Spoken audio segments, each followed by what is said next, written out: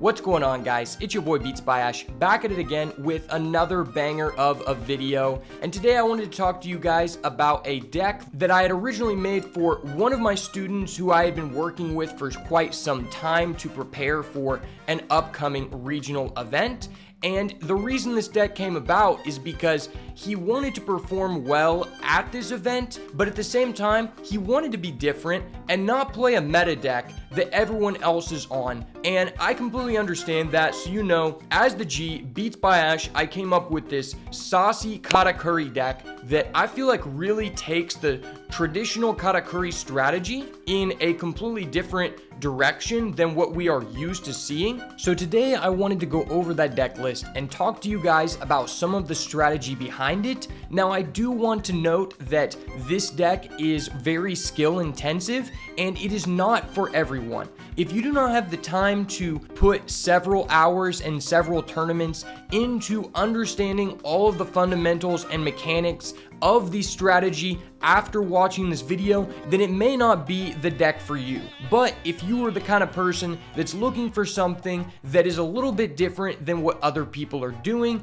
and like to feel rewarded by getting better at something that keeps building on itself each time you play, then this might be the deck for you. And in that case, I've got you covered. So without further ado, let's get into the goo. All right, guys, we are back. The deck list should be on the screen at this moment. And while you take some time to go ahead and screenshot the goo, I want to preface this by saying this started out as a deck that I built for my student and ended up being the most enjoyable deck I have experienced thus far in this meta to date, as well as being the deck that I have put the most time into thus far. I think I've went first place in 2 locals, second place in 2 locals. So this is a proven strategy to some extent. It's not something I just pulled out of my ass. And I also want to say that I had to lose quite a bit while testing against other people, not in tournaments, before I could actually achieve those results. So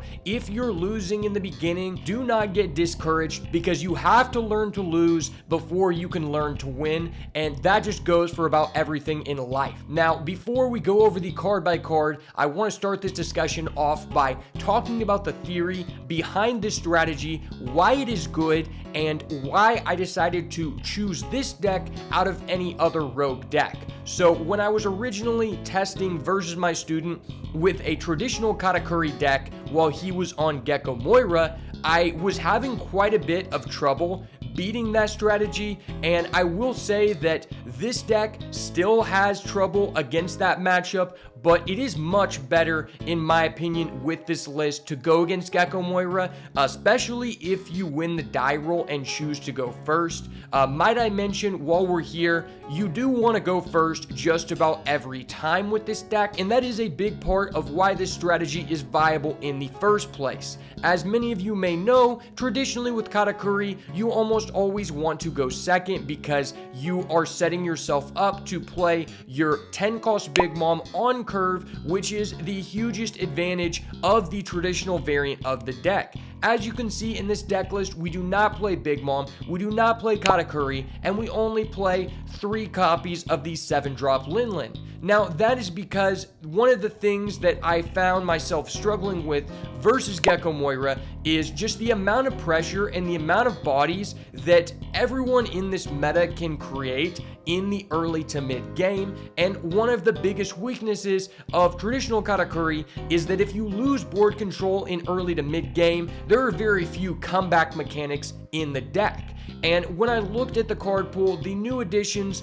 of the kikunojo and as well as the reject in this set, you know, I was playing those in the traditional variant that I was using a list that I felt like the majority of people were going to be on to give him a good read and good feel about that matchup. I understood that kikunojo and reject were, you know, some of the best cards in the strategy, if not the 2 best cards in the strategy. But what I did not like is that you're already playing cards such as Big Mom and Katakuri or Yamato, you know, any number of these big high-costed bombs, and those cards have no counter. And I'm a big advocate on minimizing the amount of non-counter cards in your deck if possible, because the more non-counter cards that you have, the more non-games you create. And what I mean by that is some games can be lost just because you opened no counter, you took too much damage early, and so you never actually got to affect the outcome of the match by actually playing the game. And so, as I noted, Reject and Kikunojo are some of the most powerful cards to come out in this set. Well, it really conflicts with how many other high-value cards you're already playing in the Big Mom strategy that are pretty much considered necessary up until this point. I personally had never seen anyone in a tournament before this set, even talk about cutting down on Big Mom. And I've seen a lot of people in this traditional list use kikunojo and as well as Reject too.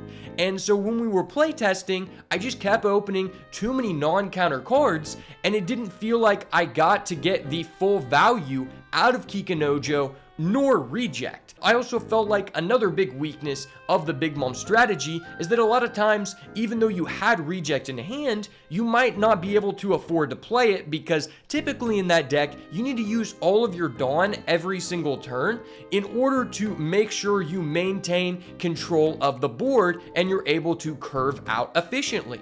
Well, with that in mind, I felt like there was no way that I can justify putting 4 copies of Kikunojo and Reject into that traditional deck, but I do think those cards are on the upper end of the highest power level cards we have access to in yellow. So my thought process behind creating this strategy is I wanted to take advantage of Reject and Kikunojo to full effect, and in my opinion, I feel like Reject is potentially one of the best cards in the entire game just because it allows you to steal matches that otherwise you should have lost. So after constructing a skeleton for this kind of aggro strategy where I just removed the other high-costed cards, I ended up getting in a situation where I killed my opponent on 9 Dawn. It made me think, there's something here, because I've never been able to do that before. And if I'm able to kill people consistently on 9 Dawn or 8 Dawn, then why do I even need Big Mom in the deck? Sure, it's one of the highest power level cards, but if I'm ending the game before I get to 10 Dawn in majority of my games, why do I even have that card in my deck list? And if I'm using Reject in order to steal the game on that 8 or 9 Dawn turn, why do I need Yamato or why do I need Katakuri in the deck? All of those cards end up becoming blanks. And I thought about this very deeply. What is the main way that the yellow Big Mom deck has traditionally won majority of their matches?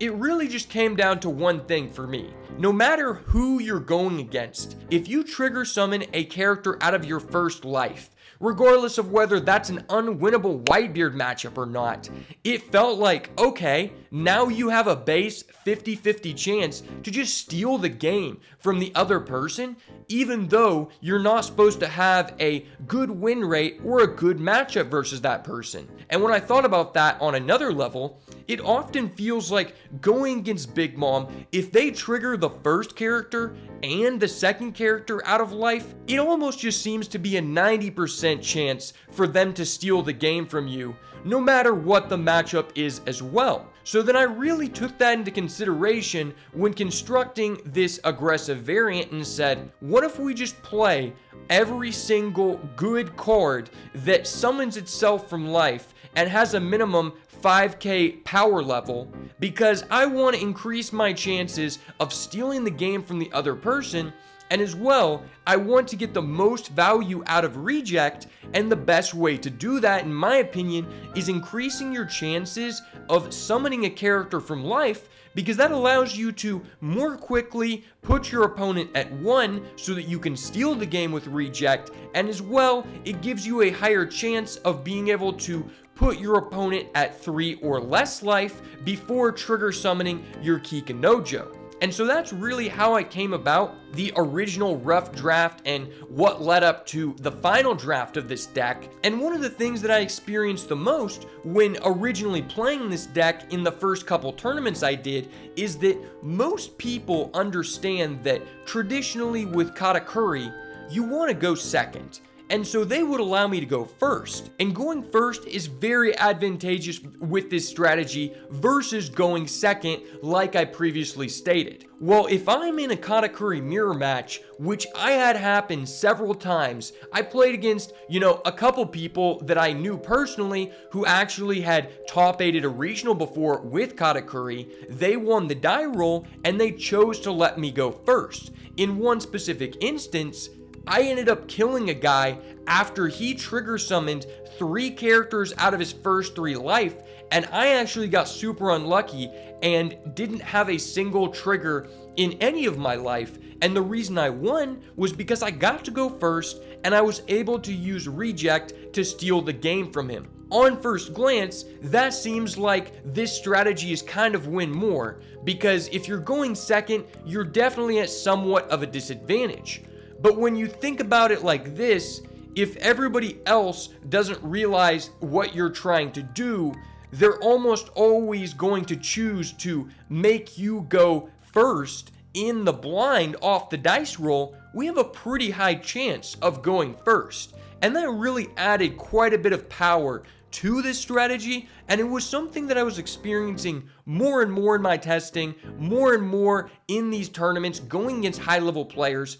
And I will say that's one of the biggest advantages of this deck, is that your opponent is not going to know what you are trying to do unless they just follow beatsbyash's channel, and in that case, they're a G, you just got to take the loss. But for the average Timmy, he's not going to know what you're trying to do. He's going to be thinking, oh shit, he's got a 10-cost Big Mom. I got to play around that. He's got an 8-cost Katakuri. He's got a 9-cost Yamato. I need to play around those cards. I'm going to make him go first. And that's where we steal their dreams, baby. Damn, son, where'd you find this? Because this deck is insane. So let's go ahead and get into the card by card analysis. As you can see, I'm playing a total of 27 trigger summonable characters, and I am playing 20 of them which do not require your opponent to have 3 or less life. And with this ratio, something very important to note, and why it's as well important to go first, if we are able to use our leader ability one time to look at our own life before we take our first damage in that match, our chances of trigger summoning a character out of our first life increase to above 70% chance. And the odds are more than likely in your favor that you're going to trigger summon typically 2 characters out of your life almost every single game. And we go back to that theory about stealing games. You just need to get the bodies on board for free, and when your opponent doesn't realize that's what you're trying to do, it allows you to just clock them very quickly without them really knowing that they should be playing more defensive. So for that reason, I'm obviously playing 4 Cracker, 4 Perospero, 4 Sanji, 4 Satori, and 4 Charlotte Smoothie. Now, I will say, traditionally, I had tried playing Charlotte Smoothie in other previous iterations of Katakuri, and I didn't really like the card that much, but this card is an MVP in this strategy. And the reason being is, it allows you to get closer to setting up your reject. Now, because we don't really have any late game bombs other than our 7-cost Mom, which if we don't have it on 7 Dawn, we're not really looking to play that past that point in the game because it's just a loss of tempo. A lot of our cards fulfill the same role. They're just bodies that we're looking to get for free, or bodies that we're looking to pay a fair price to put out on the field so we can start counting damage and start looking forward to how many turns is it going to take to put our opponent within range to reject them. So because all of our cards, kind of fulfill similar roles, it's not very advantageous to draw cards, and that's why typically you don't really want to be using the trigger effect of reject. Even quite a few times when I have 2 reject, I still often just don't use the trigger effect because one of them can be used to clear a blocker, one of them can be used to take your opponent's last life. But if your reject is in your first life, what you can do is when you use your leader ability before you taking your first damage, you put it on the bottom. And then if you can set up a Charlotte Smoothie, then this card ends up being not just the same value as all of the other cards that are within, that given role of just being an efficient attacker, because we can use the effect to pressure our opponent for 7 for free, which is going to get them closer to being at 1 life, and as well use that ability to draw the reject that we just put on the bottom of our life. And so you can kind of set up your reject like 1 turn ahead by utilizing the value generated off of this card.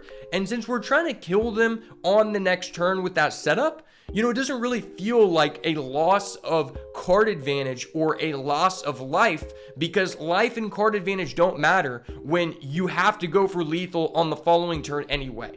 So Charlotte Smoothie is definitely one of the MVPs of this deck. As well as Charlotte Cracker, I will say you're not always going to have this effect live because typically you should be the aggressor, but this still is, in my opinion, just one of the best trigger summon characters in the entire game. And I still just don't agree with people playing 0 Charlotte Cracker in the traditional version of Big Mom because this card is just insane.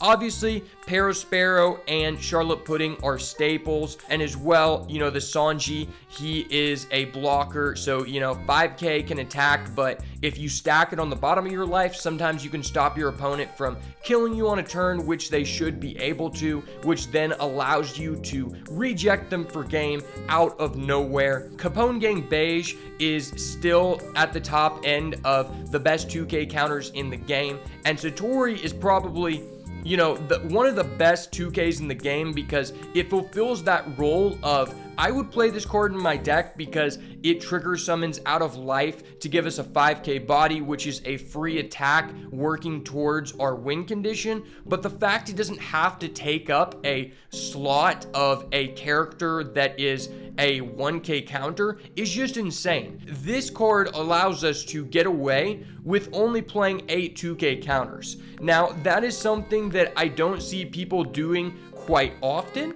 I am a big advocate of playing as little 2k counters as you can get away with in a given strategy, and the reason being is most of the 2k counters in the game do not have an impact on the board, so you end up with a card which only has one option to be used in your hand. And considering all of our 8 2ks actually have a relevant effect in the life, and as well Satori just being a good card to play if you have nothing else to do, it sets us up for a very streamlined deck. And I will note that since we are almost always going to be the aggressor if we're doing what our deck is trying to do, it should not be an issue that you only have 8 2k counters, because if your opponent isn't targeting your characters and they're targeting your life, then they're probably just going to die on the next turn, because we should be developing bodies quite a bit more quickly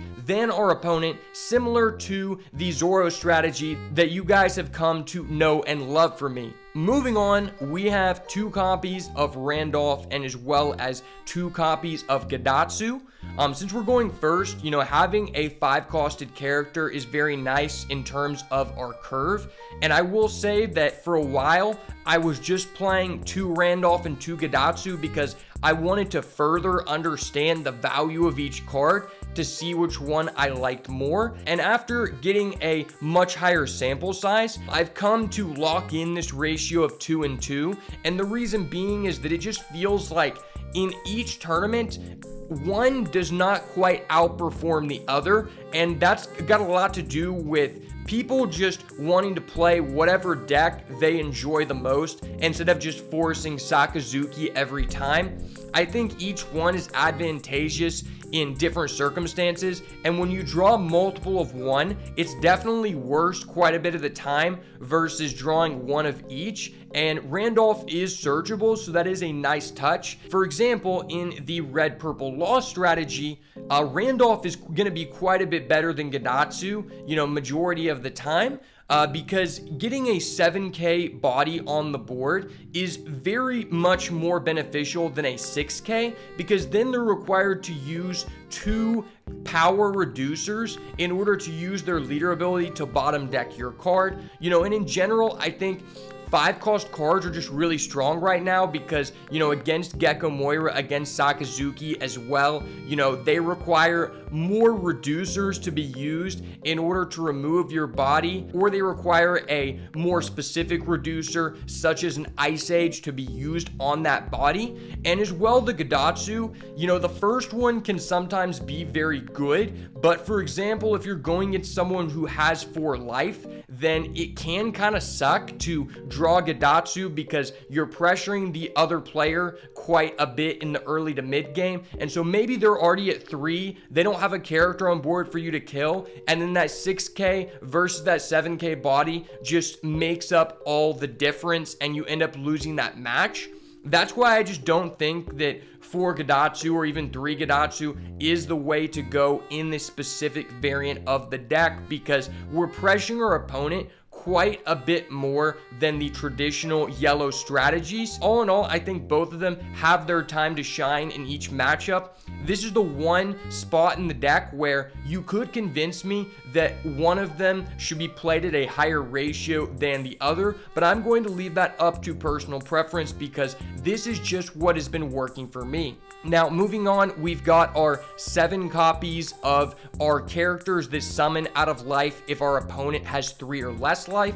This is another big focal point of the strategy because since we're trying to pressure them, very early and very often, we are getting them down to 3 life very, very quickly, especially when 4 life leaders are very popular in this meta, being the Sakazuki, being the red-purple law. It's very easy to get 1 damage in at the beginning of the game, especially when the other person doesn't understand that is our entire goal of our strategy. Most people are going to always just take that first damage no matter what the matchup is, right? And that is a big advantage to us because if you're able to summon one of these characters and you don't have to discard a card, that can be the difference in you winning the game or losing the game, because maybe you needed to use all of your counter in hand in order to protect a character that you needed to live until the next turn,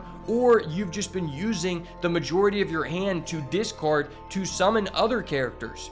Now, obviously, Kikunojo is an all-star, especially in this strategy, just because we're getting them down low so quickly, and it allows us to have that survivability without having to take away from our aggressive tendencies. Inuyasha is the latest card that I added to the build, and I just felt like I wanted to add another character that summons from life, but this guy, in my opinion, is the next best one.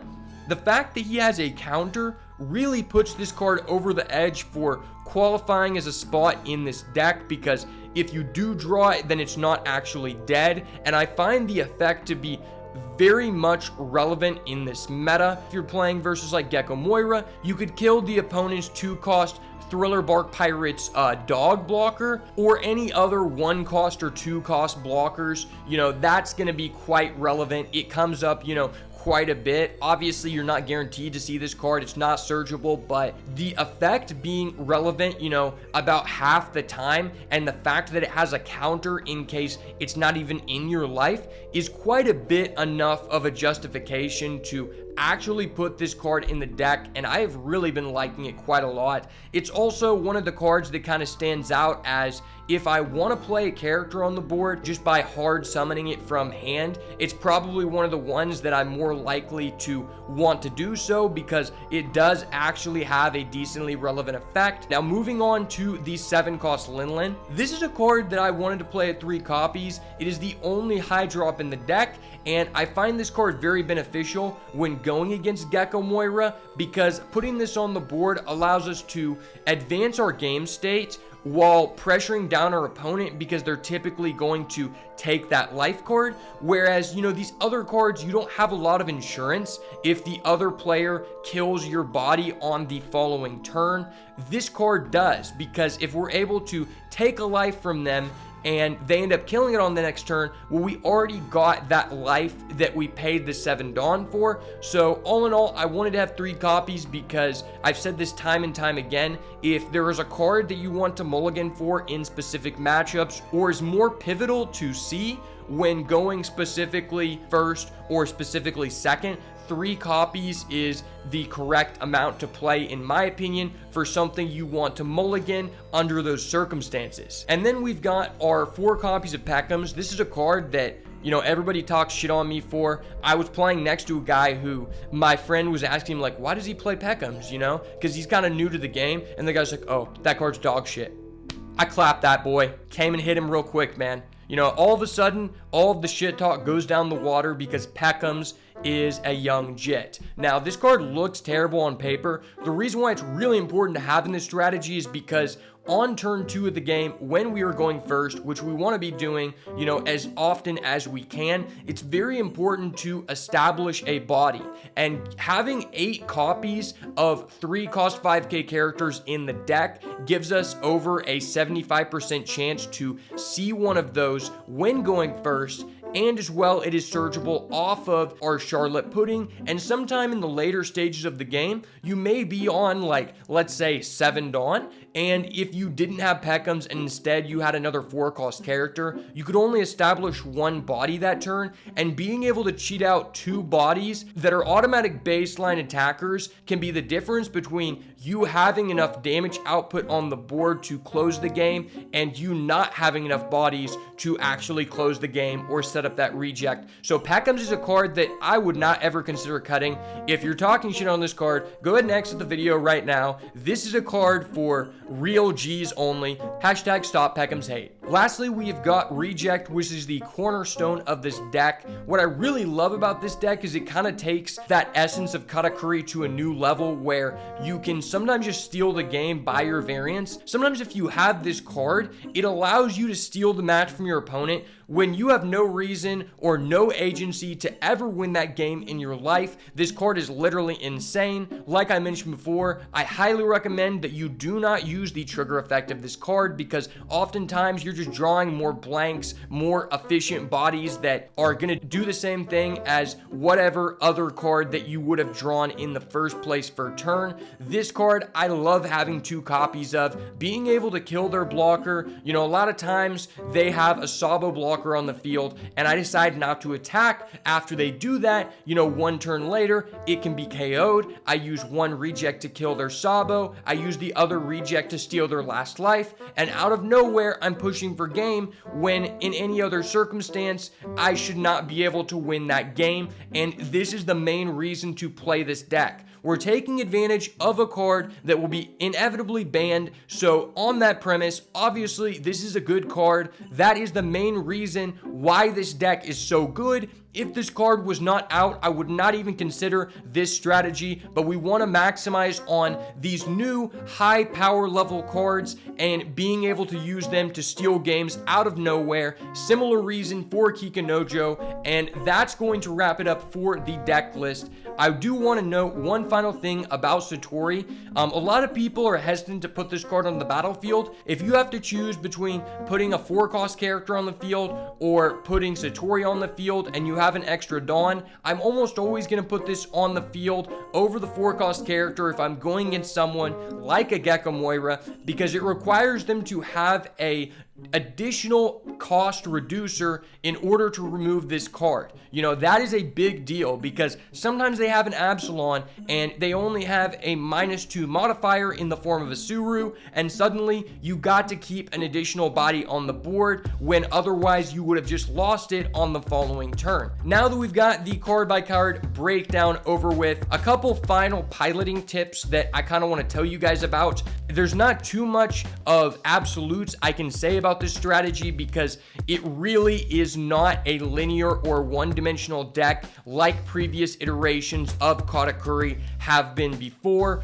Each game state should be interpreted differently, and if you're trying to force yourself into doing the same thing in every game state with this deck like you did by just going slam, big bomb, haha, GG, I win, you lose, you're gonna lose with this deck. You're gonna say that the deck's shit, and you're probably going to unsubscribe from the channel. So don't do that. Take your time learning the deck, thinking about what you could have done differently, because this deck is quite complicated, and if you're losing at first, do not be discouraged. With that being said, there are a couple baselines that I think can help you understand how to know if you're piloting this deck effectively. One of them being is that our main goal is to use our leader ability as much as possible in the early to mid game.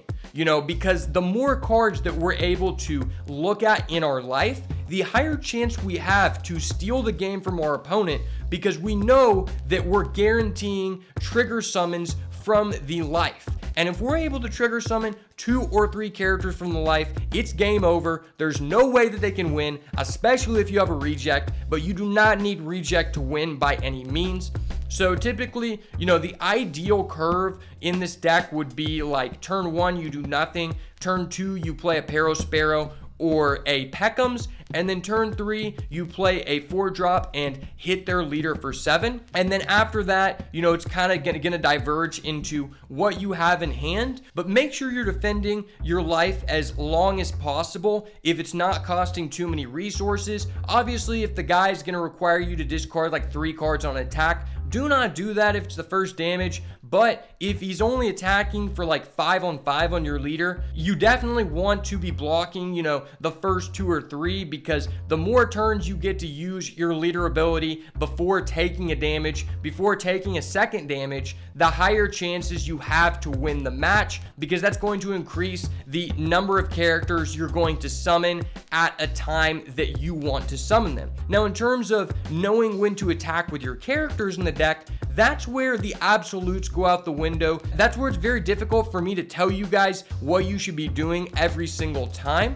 But one thing that I think is almost an absolute is that Parasparrow is pretty much the main guy that if you play him on turn 2, turn 3, you can feel free to just swing with him immediately, because he's not losing you any value and he's getting you closer to fulfilling your win condition, because he's pressuring for a life to put them within, reject range, and then he's replacing himself. And a lot of times in this meta, your opponent can really just remove your body regardless of whether it's rested or not rested. So that's a big thing you have to consider.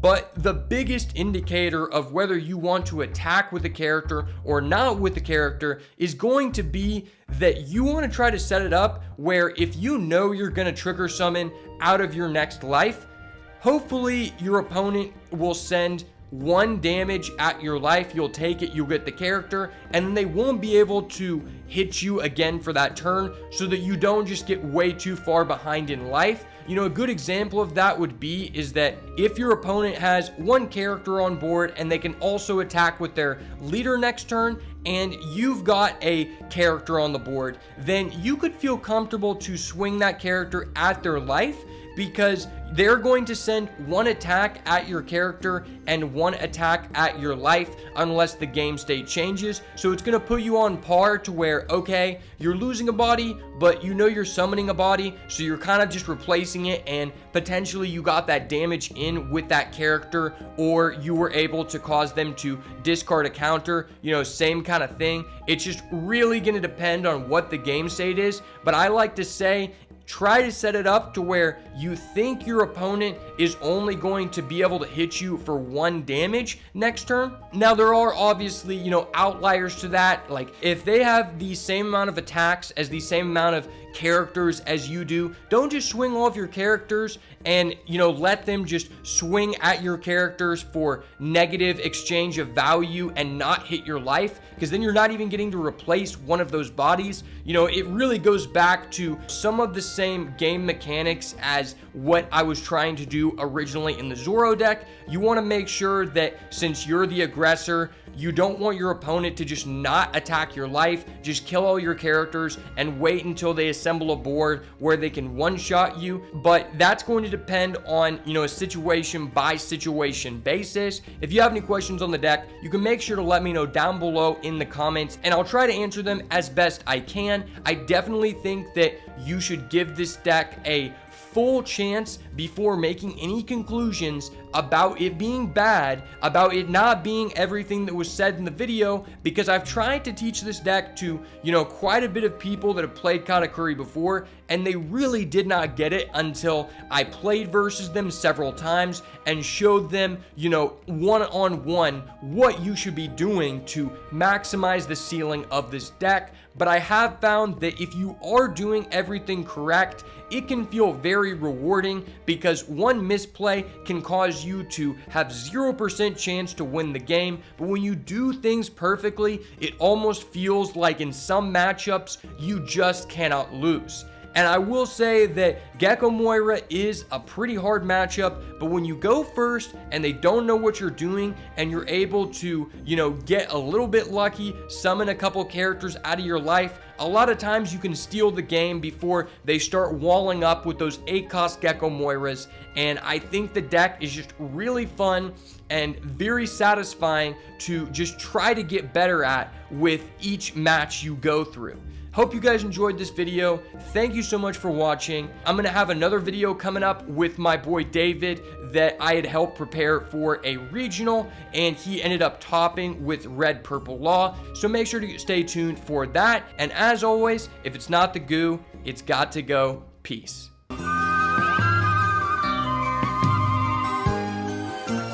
Ooh, is that indigo?